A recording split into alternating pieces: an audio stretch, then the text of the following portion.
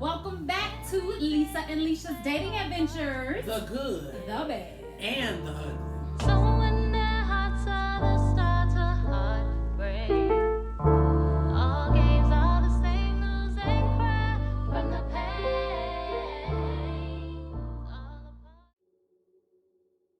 If this is your first time tuning into our channel, I'm Jalyssa. and I'm Felicia.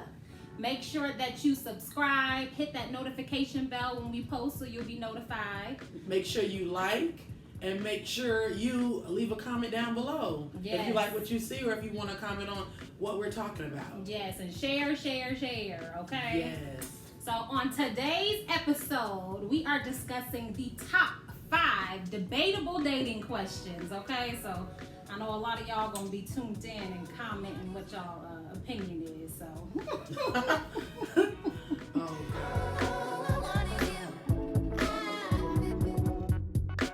So, dating, right?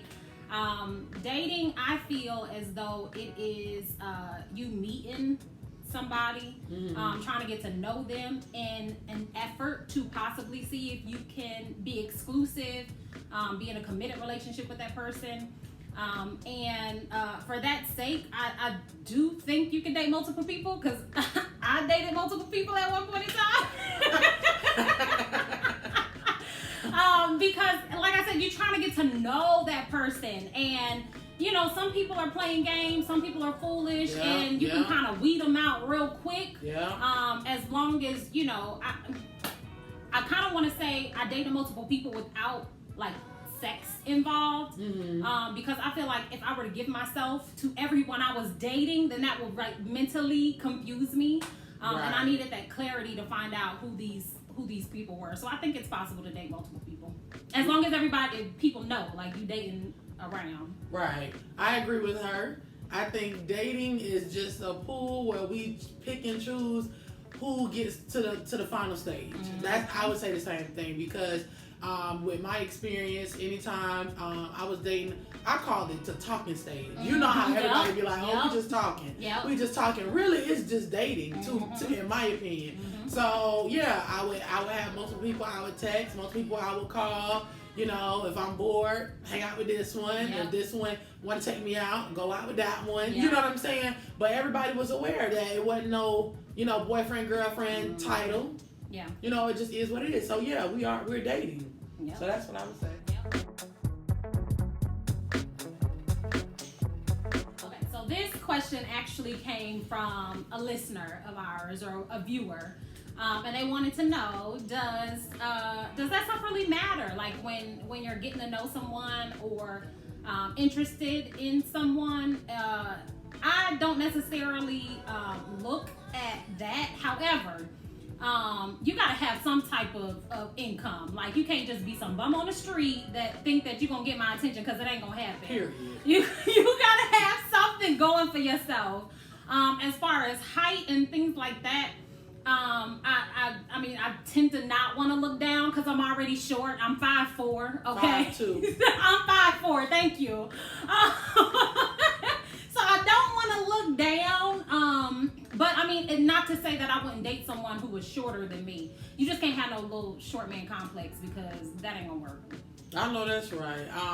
Yeah, I agree. I do feel as though income, there's certain things that do matter on a scale, simply because we all have standards in life, things that we, you know, it may be a 10 on our sheet versus Felicia, it might be a number 1 for her. So she can throw that one out, and I'm like, no, I'm not throwing it. I need that. So I feel as though income is very important. The way in which you treat me is very important. The way that you come at me, or what you have going on, your mindset, your career, all of those things are important. Now, in the example of height, I as well. I'm 5'10". I mean, I told y'all that in the first episode. I'm 5'10", so I can't have no 4'3" man.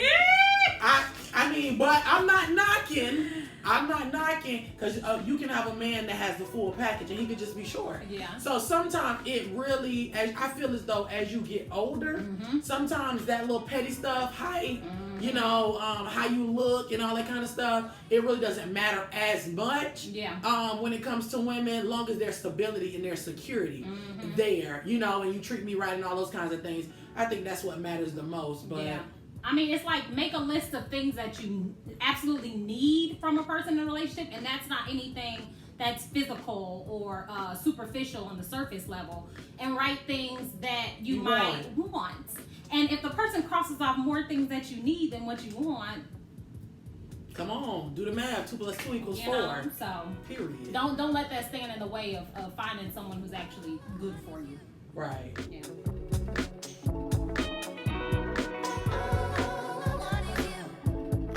No, in my opinion. I don't think if people regularly talk to their ex that, I know I'm gonna get bashed, but I don't even care. Okay, there should be certain parameters. Now, like say I was friends with a guy since I was in elementary school. We dated for a couple of years. It didn't work for whatever, but we never fell out for nothing. And we were just cool. So I feel as though if your mate understands the experience of that relationship, I mean, and you're not talking to him all times of the night. You're not staying on the phone with him all times of the day. But every now and then he might call you. You might talk to him. You know, and you're keeping parameters and boundaries within your relationship. It shouldn't matter. It really shouldn't matter. Like, you should be secure. If you're not secure, you got a problem. You insecure. Period. Like, that's... I know people ain't gonna agree with me, but that's how I feel. What about you? Yeah, no, I think it all depends. And it depends on a lot of different scenarios. Like, okay, does this person have kids with this person? Of course, if they have kids, they're gonna have to communicate regularly with the mother or the father. Not to necessarily say that they're trying to rekindle something, you know what I mean? And as long as they're honest about who they're communicating with, and it's not something like midnight phone calls, 2 a.m. booty calls type stuff, then I think it's okay. I actually have a friend who is really like close friends, best friends with an ex. But she's in a relationship, she's married, and he's almost married. He's engaged. So, I mean, it works, but you have to have that open and honest communication with your spouse. So. Right. Yeah. Right. Yeah, I know a lot of people just automatically. I think a lot of females and males sometimes feel threatened by the other person, but then I think also too, some people feel as though it's a respect. Like you need to respect the fact that I'm here. Right. You know what I'm saying? And you shouldn't. What is there that you would want from your ex? What is the? But I feel like if it's an experience, and you and that person genuinely have love and care for each other, but it's not something that's like a relationship, like love constant type. In your face, right? Yeah, like if she coming around and she, like sis, if somebody got ulterior motives, okay? So if they coming around all up in your space, coming over for dinners and stuff like that, like nah, it ain't happening. You know what I mean? It has to be a reason for you to communicate. It can't just be all willy-nilly, this is the person I spend most of my time with outside of our relationship type stuff. That ain't gonna work over here. But not over here neither. I'm talking that, but look, I don't play by mine. So not at all. Not at all.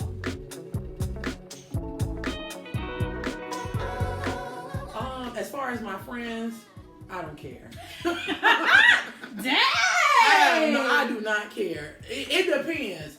If you like a close friend, like my best friend, close friend like Felicia, or something like that. I was about to get offended. Look, your little opinion matters.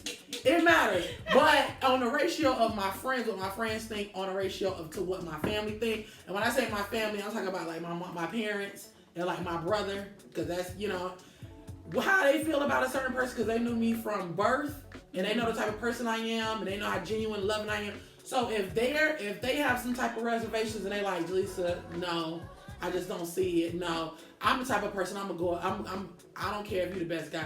I'm gonna knock you to the curb because it's something that my parents see because of the relationship I have with my parents and with my family and with my friends too. I listen to them too, but not on a scale from 1 to 10. I'm listening to my parents at a 10. Mm-hmm. My friends, I might do like a 3 or 4, maybe. Mm-hmm. You know, I'll listen to it, but not on the scale of my parents. So it's really important. Family is very important to me. I'm very family oriented. Mm-hmm. So that's a you gotta pass that for me. Okay. So what about you? I mean, I think back in the day when I was trying to be a people pleaser, my friends and family's opinion would have had a lot of weight on my decision making. But as I matured and as I got older and as I learned growth through maturity and kind of my intuition and listening to myself and what I need, I don't necessarily say that I would stop dating someone because my friends and family didn't approve of. Now, if it was one thing, if somebody was super violent or like domestic violence and things like that, or drugs and just somebody who didn't have their life under control, I wouldn't be dating them anyway. But anyways, if it was something like that, then I would take heed to my family and my friends' warnings. Right. But if it's just something simple as, oh, I didn't like the way he spoke to me, or I didn't like the way he looked at me, like real trivial type stuff, I'm gonna hear it, but I'm not gonna really listen to it. Yeah. Well, in that particular case, that's petty. Yeah. That's petty. Yeah. Because at the end of the day, they're not dating you. Right. They're not dating, you know what I'm saying, your cousin. Right. And you know what, y'all don't know what we have. Right. You get what I'm saying? Yeah. So I completely understand. It's like if he's making me happy and he's like genuinely a good person, then if you have some sort of suspicion, I might, hear you out, and I might, kind of look at it at a different perspective. But I'm not gonna make my decision based off of what you think. That's good. Yeah. That's good. Yeah, I think at the end of the day, you do have to make your decisions based on you.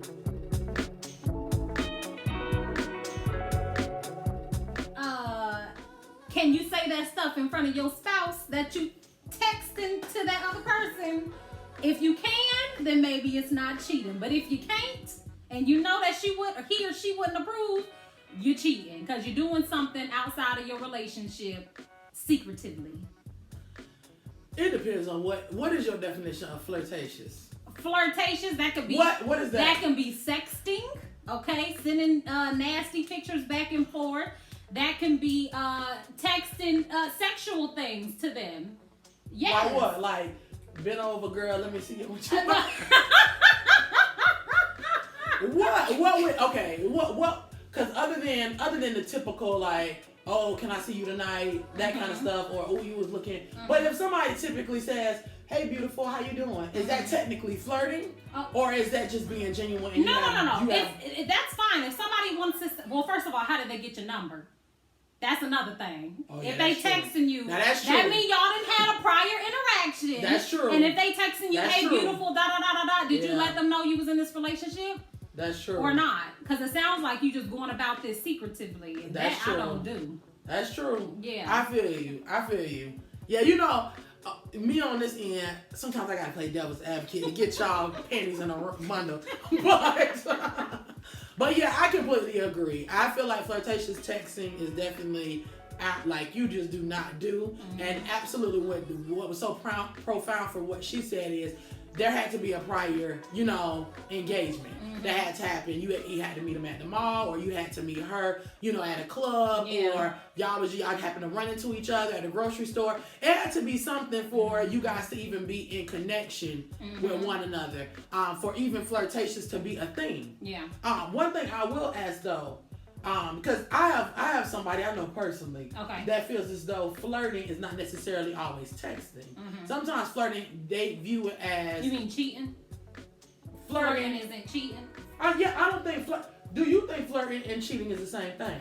Well, that's why I said, like, if it's something that you can say or you can tell your spouse that you're doing or say in front of them to somebody else, then it's not cheating. But the fact that you're going about it in a secretive manner... I think that's considered, of course it's not physical cheating, it's more so like emotional cheating, you know what I mean? Like it can lead to that. Right. So let me ask you something.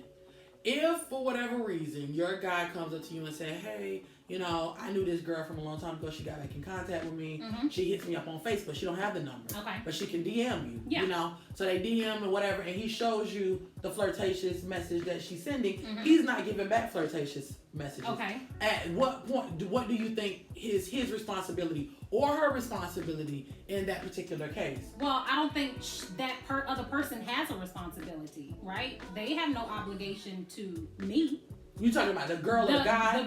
The girl that's like, say if the woman is in his inbox and she's sending flirtatious messages, but it's one-sided. He's not sending it back. Right. He's showing me. So he's being open with me that this person is being flirtatious. At that point in time, she has no obligation to me. Absolutely, she don't care about you. Yeah, exactly. But he saying, has the obligation. Okay. So of course he's showing it to me for a reason, right? Uh-huh. Showing it to me possibly to be like, hey babe, I just want you to know this is what's going on. At that point, what I'm gonna do is I'm gonna say, okay, well you can just go ahead and block her. If he has told her that he's in a relationship, he's not interested in the person in that way, and that person is still constantly sending flirtatious messages, she didn't get the point. Right. So she just need to be blocked. All right. Yeah. What about you? What you think? I think the same thing. Because sometimes when I think about it in my head, I'm like, well, you could just like ignore a person, whatever. It ain't gonna be that big of a deal. People gonna always flirt. You can't control what other person gonna do.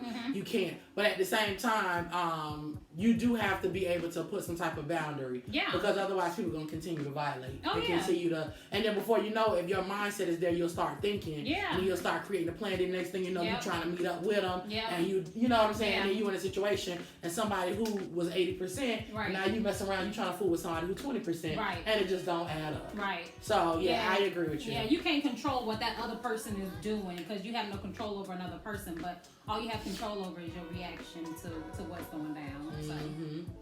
Yeah. Alrighty, that was our top 5 most debatable dating questions. I'm sure you have your own opinion. Why don't you let us know down below in the comments, okay? And make sure, don't forget to subscribe and hit that notification bell so you will be notified when we drop a new video. That's it. That is it. This is the segment of our show where we like to highlight a star, someone who is out there doing the doggone thing, whether they got their own business, they're an entrepreneur, a personality, anything, just to show our appreciation towards them. And this week's boss is someone who is a licensed, he has a licensed optical company. He does all me and my husband's glasses. These I have here, which are my Randy Jackson frames. Also, Armani frames. These are my husband's. These are they're prescription lenses. And then also Persal's. Any designer you can think of, he stocks. He comes to your house. He reads your prescription on your glasses, or you can give him the prescription from the eye doctor. And he really does some amazing work. He accepts insurance. Again, he is a mobile person. If you're in the metro Atlanta area, make sure you hit him up and check him out. We will drop his info below, as well as you'll see it on the screen, okay? His name is Michael Terrell with Dopeeyez, okay? So get your eyes checked. Well, Michael Terrell, I'm coming to you. I am coming because I look like grandma with them glasses I got. So I'm coming. With your cat eyes. Why? Y'all gonna see me in the next episode or so with them on. One of these episodes. All right, and that's all for us today. Make sure you come back next week and stay tuned, okay? That's it. And remember, you're gorgeous. Bye. Bye.